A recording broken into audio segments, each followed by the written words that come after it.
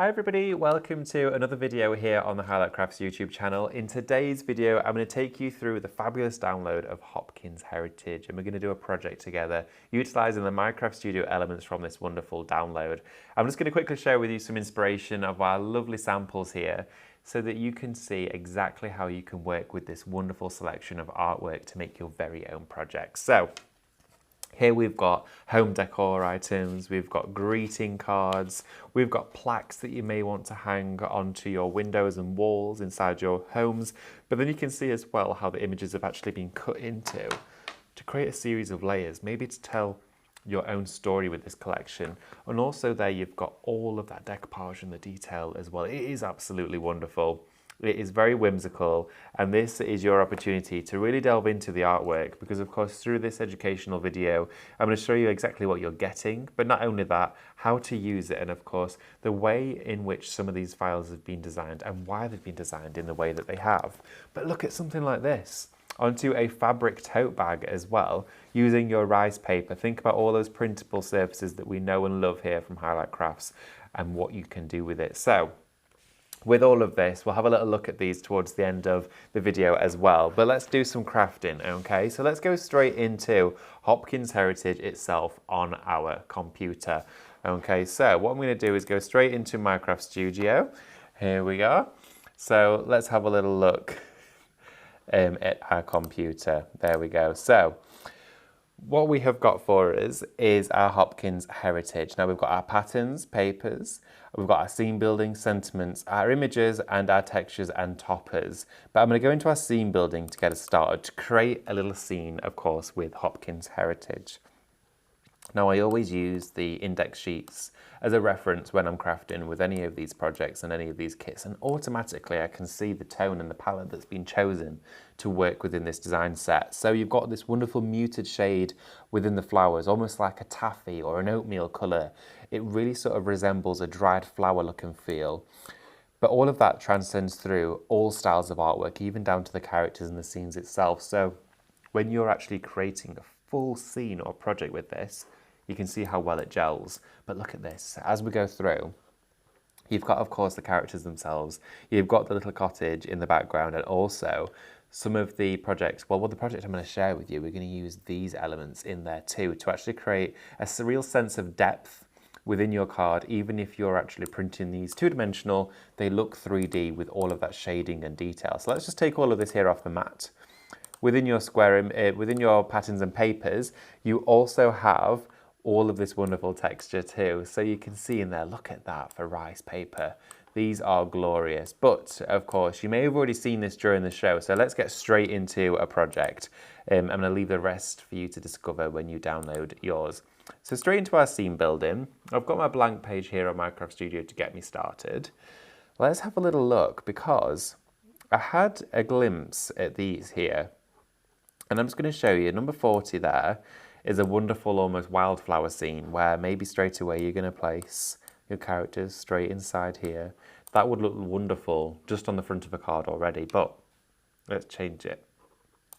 We're going to take him out, we're going to pop the scene to the side, and then let's have a little look at this one that we've got here going on. I love that it's got a perfect squared edge to it as well, so it actually really allows us to create whatever we want to, and it's already designed to fit on an A4 page. So let's put in some of our characters. So I'm going to put, oh, look at this one. Going to put her just down here, like this in the foreground. And then let's put this fellow here, Hopkins himself. Going to put him just here. And then let's start to think about the background, how that's going to be playing out and how that's going to look. So we could sit the cottage all the way off in the distance and build a scene, or we could actually have him so he stood at his front door. But now I've covered him up, what we need to do is also remember that Minecraft Studio, it works in a series of layers. So at the moment, Minecraft Studio is seeing that this cottage is the top layer. So if you visualize a sandwich and all of the layers from the crust, the breads, the fillings, all of that is in, of course, a stack. If you look here at the layers, it's exactly the same. So at the moment, this cottage is seen as the top layer. So if you right-click on there and go to order and send it to the back, it sends it straight to the back of the design. I've got a little bit of a white gap just here, And I'm actually going to make that gap even bigger because I think the little cottage needs to be further up. But doing so has created that big gap. So let's fill that in. So I'm going to go back into our scene building just here. And let's have a little look. I've captured the same element again. And what I'm going to do with this is I'm going to crop the whole image. So let's crop it from the top down to about here. And then crop it in from the side like this. And then what I'm also going to do is to get rid of that harsh square edge around the perimeter of that image. I'm going to go into our effects and I'm going to use our softer edges. I'm going to use it in a rectangle to really fade that down. Now what I'm going to do is enlarge that and sit it just here and then right click on it like this and send it to the back. Now automatically it is hidden that area that we created, that white space that naturally our eyes were drawn to, which for all of us crafters would instantly see that as maybe a mistake or somewhere where we need extra fillers. Now that has been catered for straight away. Now this here could be your project finish. Maybe you want to actually work even more into the foreground. So let's have a look. This scene I really, really like. This could be cropped down and put into the foreground just here. So let's take him out, put this one in, and now it almost looks like we've got water, or maybe a river is cascading across the front of the design. And let's then put him himself to the front, and now he's sat in front of that layer. So now he almost looks like instead of he's walking away from his home, he's actually walked from his home here to the embankment, and maybe he's going to do some fishing. But now let's pop this little character back into the scene, bring this one to the front, and if we scale him down ever so slightly, now you can see it looks like he's also sat at the water's edge. And I absolutely love doing this. It is brilliant. There is so many different sort of expressions and characteristics within this artwork as well. So what I'm going to do is I'm just going to take these images here away. Let's have a look. Take these ones off because we might come back to those in a minute. That there could be your very first project. So let's scan over that whole design. Select group. That now sees all of that as one image. Okay, so that is now designed into one singular section. So I'm just going to zoom in so you can see slightly closer here. There we go. That now means you can resize it to any size you want it to be. So that there is project number 1.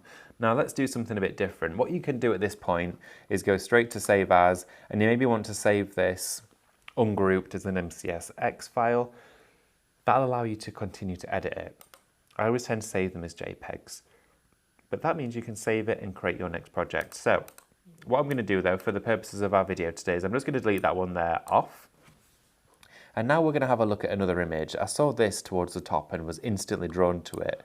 And it is this fabulous wreath made up of all of those wonderful decorative elements, which are just gorgeous. Now, how nice would it be to have a scene sat inside here?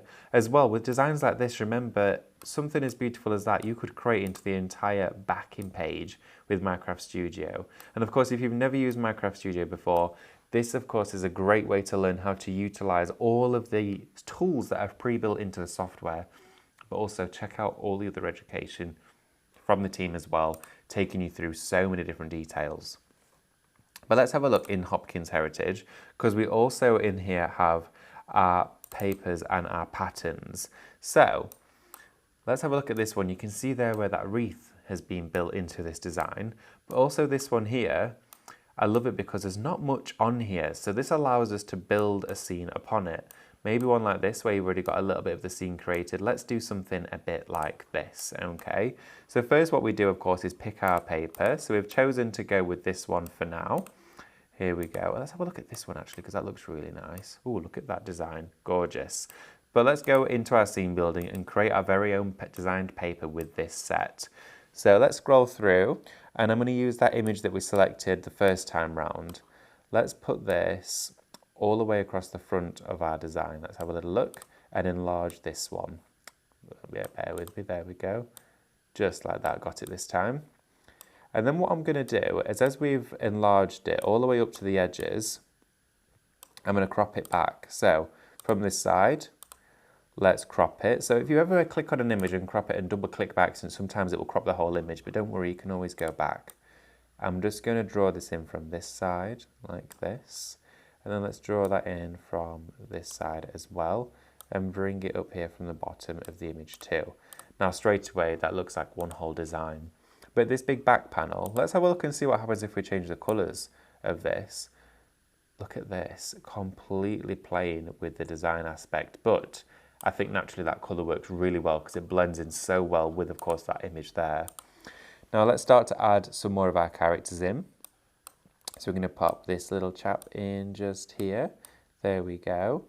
And then let's also bring in, let's have a look. We're going to bring him in here too. Let's have a look, put this one here, make it slightly bigger. There we go. So that's the pair of them in there together. And then we have loads of flowers in here, really vintage style flowers. And if you want to have that rice paper look and feel, bring these into the design, but remember to fade them back. So go into your effects and go into the opacity and take it right back like this, okay? And then if you're thinking, well, how can I visualize what this is going to look like? Because of course, it's all hanging over the edge. Use your scissors. So I'm going to go in here with the scissors and go just to those two corners like this, and then go all the way around. Let's have a look like this. Follow with your clicks of your scissors and crop all of that here away. So you select to keep the outer, just like that, and already you have manipulated that file. So let's have a look at another one that we could add to this. We've got our leaves in here too, so let's put maybe some leaves just going across the top of the page like this. And then let's also bring in a singular stem. So this one here would work really nicely for this. Put that just there. And then let's group the two of those together. So what I'm going to do is group those two particular files. And then let's take the opacity of those down too. So really fade those down. And again, what I'm going to do with this now is group the whole image so everything is seen as one. Now we've also, of course, got sentiments on here too. So let's go back into our sentiments and have a little look at what we've got. So I'm just going to go to the index sheet. You've got all of these that work for so many different occasions. I think Hello Lovely is wonderful as well, or to someone special, but Hello Lovely could be for anything at all. It could just be a message to say hello. So let's put Hello Lovely straight into the middle there, and it's just them two greeting.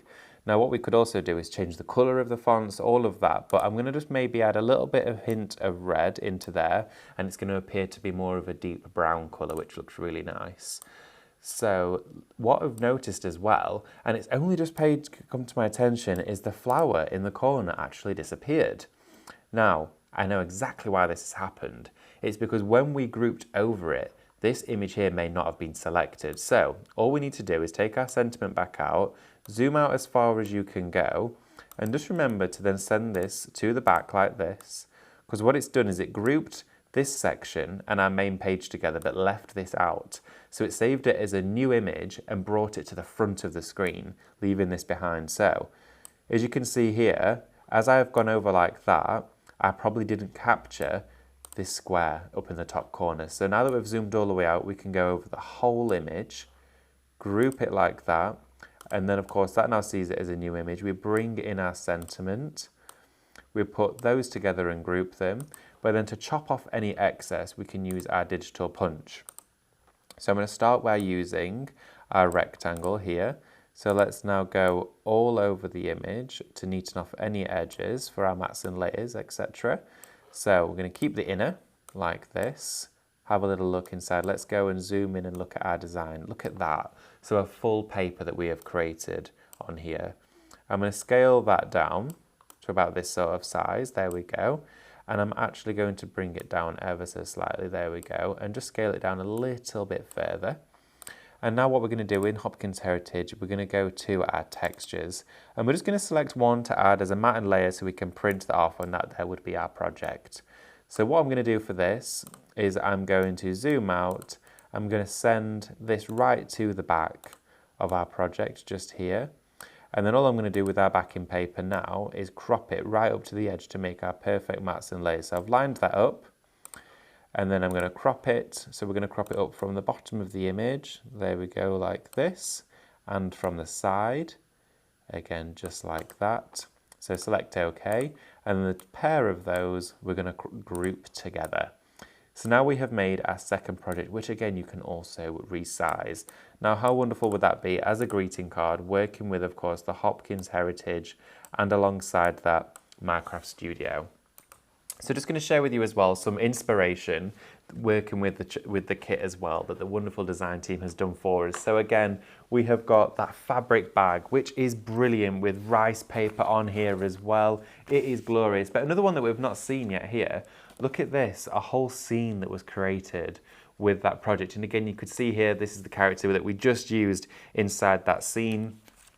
The whole thing unfolding, it just looks fabulous, and a bit of a closer detail as to, well, some of those that were behind us here on the set. Look at that, absolutely gorgeous. And you can see how toppers have been created using the digital punches and of course the toppers themselves on the download. It is fabulous. Again, remember to bring in your cadence, all of your different mediums that are really going to enhance. You can see where this has been splattered with paint.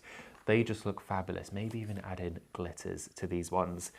So I really do hope you have enjoyed today's video, sharing with you some inspiration and of course some education alongside Hopkins Heritage from Minecraft Studio. It has been a wonderful, wonderful time to sit and chat and have some time on the PC sharing with you some demonstrations. But stay tuned, of course, on the Highlight Crafts YouTube channel because there's plenty more videos coming up and there's so much more to explore. So I'll see you soon.